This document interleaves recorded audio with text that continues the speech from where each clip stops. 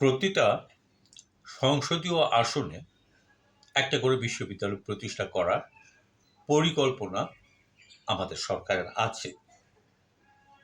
এরকম একটা photo card শিক্ষামন্ত্রীর ছবি সহ সামাজিক যোগাযোগ মাধ্যমে ভেসে বেড়াচ্ছে। আমাদের দেশে নিয়ম নীতি মানে না এরকম প্রচুর লোক আছে। আমাদের দেশে যা না তা বলার চলটা প্রচুর আছে। মানে যেটাকে আমরা সাধু বাংলায় অনেক সময় বাখোয়াজি বলি, চাপাবাজি বলি, সেই বিষয়গুলি প্রায় সব মানুষের ভিতরই কম বেশি দেখা যায়। তো এটার পেছনের যে কারণটা এখন কিছুটা পরিষ্কার হচ্ছে যে আমাদের সরকার প্রধানরা বা আমাদের দেশ পরিচালনায় যারা পরিচিত বসে আছেন তারা বিভিন্ন রকম চাপাবাজি করেন, যুক্তিহীন কথাবার্তা বলেন, নিয়ম নীতি বহির্ভূত কাজ করেন। এরকম একটা আমাদের শিক্ষামন্ত্রী হয়তো ভাবছেন সংসদীয় আসনগুলিতে, মানে প্রত্যেকটা সংসদীয় আসনে যদি বিশ্ববিদ্যালয় হয় তাহলে প্রচুর শিক্ষিত মানুষ হবে। এই শিক্ষিত মানুষ হয়ে লাভটা কি? লেখাপড়া জানা মানুষ, সার্টিফিকেটধারী মানুষ, লাভটা কি? আচ্ছা, আমাদের শিক্ষামন্ত্রী কি জানেন বাংলাদেশে বর্তমানে শিক্ষিত বেকারের পরিমাণ কত, যাদেরকে কাজে দেওয়া যাচ্ছে না বা কাজে লাগানো যাচ্ছে না? মেধা এবং শ্রম নষ্ট হচ্ছে। আর এই যে আমাদের শিক্ষিত ছেলেরা কোনো কাজ করছে না, কাজে লাগছে না, বেকার থাকছে, এর পেছনে কারণটা কি? কেবলমাত্র সরকারি জব? তারা কি কেবল সরকারি জব খুঁজছে, সরকারি চাকরি খুঁজছে, নাকি চাকরি করবার মতো কোনো জায়গায় তারা আদৌ খুঁজে পাচ্ছে না? কোনটা? নাকি তাদের লেখাপড়ার মান এত নিম্ন যে তারা বিশ্ববিদ্যালয়ে পাশ করেছে কিন্তু তাদেরকে মানে সেইভাবে যে কাজগুলিতে তাদের দরকার সেই যোগ্যতা সম্পন্ন লোক বাংলাদেশে পাওয়া যাচ্ছে না? তার মানে যে ধরনের জিনিসের দরকার নাই, যে ধরনের প্রোডাক্টের দরকার নাই, যে ধরনের শিক্ষিতের দরকার নাই, সেরকম শিক্ষিত আমরা তৈরি করছি। বিভিন্ন রকম কারণ থাকতে পারে।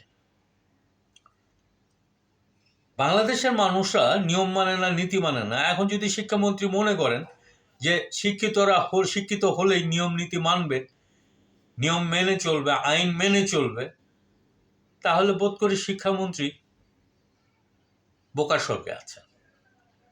কারণ আমাদের এই দেশে সবচেয়ে বদমাইশ এবং করাপ্টেড লোকটা হলো শিক্ষিতরা। একটা রিক্সাওয়ালারা মিলে যা অকাম করে, যেমন ধরুন ঢাকা শহরের কথাই উদাহরণ হিসেবে বলি, যে একটা শিক্ষিত মানুষ সারাদিনে যে আকাম করে, ঢাকা শহরে যত অশিক্ষিত রিক্সাওয়ালা আছে তার সারাদিন মিলে আর একটা তার সেই আকামটার সমান কোনো আকাম করতে পারবে না। হ্যাঁ, তারা ডিস্টার্ব তৈরি করে, তারা নয়েজ তৈরি করে, তারা শৃঙ্খলা ভঙ্গ করে, ইত্যকার এরকম বদমাইশি সমস্যা তারা তৈরি করে, রিক্সা, ভ্যান, অটো তৈরি করে। কিন্তু সর্বনাশ বলতে যেটা বোঝায়, ক্ষতি বলতে যেটা বোঝায়, সেটা যদি হিসাব করেন তাহলে শিক্ষিতদের সাথে কেউই তাল দিয়ে চলতে পারবে না, করতে পারবে না। এই যে যেমন ধরেন যে শিক্ষামন্ত্রী মিলন বলে ফেললো যে প্রত্যেকটা সংসদীয় আসনে সে তার সরকারের বিশ্ববিদ্যালয় বানানোর পরিকল্পনা আছে। এটা যে মিথ্যাচার, এটা যে চাপাবাজি, সেটা সে নিজেও জানে। কিন্তু তাকে সেটা বলতে হচ্ছে, স্ট্যান্ডবাজি করতে হচ্ছে, ভোটের রাজনীতি করতে হচ্ছে। প্রত্যেকটা সংসদীয় আসন মানে কি সে বোঝে? প্রত্যেকটা সংসদীয় আসন মানে 2টা উপজেলায় একটা বিশ্ববিদ্যালয়। আপনি চিন্তা করতে পারেন, কোনো সুস্থ মানুষ এই চিন্তা করবে যে প্রত্যেকটা 2টা উপজেলায় একটা বিশ্ববিদ্যালয়, 2টা উপজেলায় একটা বিশ্ববিদ্যালয়। এত বিশ্ববিদ্যালয় দিয়ে কী করবে? এই বিশ্ববিদ্যালয়ে পাশ করা প্রোডাক্টগুলি এসে কি সবজি বেচবে, ভ্যান চালাবে, ঠেলা গাড়ি চালাবে, নাকি অন্য কিছু করবে?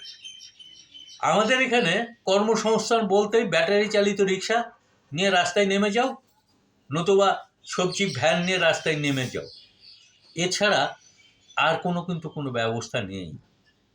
গার্মেন্টসের যে ব্যবস্থাটা ছিল সেটাও ক্রমান্বয়ে সংকুচিত হয়ে আসছে। তাহলে এই যে প্ল্যানিংটা সে করছে এবং প্ল্যানিংটা যে প্রচার করছে আমাদের শিক্ষামন্ত্রী মিলন, যে প্রত্যেকটা সংসদীয় আসনে একটা করে বিশ্ববিদ্যালয় হবে, সেটার পেছনে কারণটা কি? নিশ্চয়ই এটা চাপাবাজি, নিশ্চয়ই এটা ঢপবাজি। বাংলাদেশে যে পরিমাণ ডাক্তার দরকার সেই ডাক্তার তারা বের করতে পারছে না। কোয়ালিটি সম্পন্ন ডাক্তার, সম্পন্ন ডাক্তার তারা বের করতে পারছে না। ডাক্তারদের তারা নিয়োগ দিতে পারছে না, চাকরি দিতে পারছে না। আর তারা বলছে প্রত্যেকটা সংসদীয় আসনে বিশ্ববিদ্যালয় বানাবো। মানেটা কি? এটাই কি প্রমাণ করতে হবে যে আমাদের সরকার প্রধান অশিক্ষিত? আমাদের সংসদের সিংহভাগ সদস্যই বলা যায় বকলম। এই এই দুরবস্থা দূর করার জন্য কি সে বলছে যে প্রত্যেকটা সংসদীয় আসনে বিশ্ববিদ্যালয় পরিকল্পনা সরকারের আছে? অন্তত সার্টিফিকেটধারী কিছু মানুষ এমপি হতে পারবে, তারা শিক্ষিত হোক বা না হোক সেটা নিয়ে কোনো প্রশ্ন উঠবে না। কি জানি কোনটা ভালো, নিশ্চয়ই জনগণ জানেন, নিশ্চয়ই জনগণ বুঝবেন। একটু জনগণ হিসাব করে দেখবেন এবং আলোচনা করবেন নিজেদের ভিতর, অন্তত এটাই কামনা।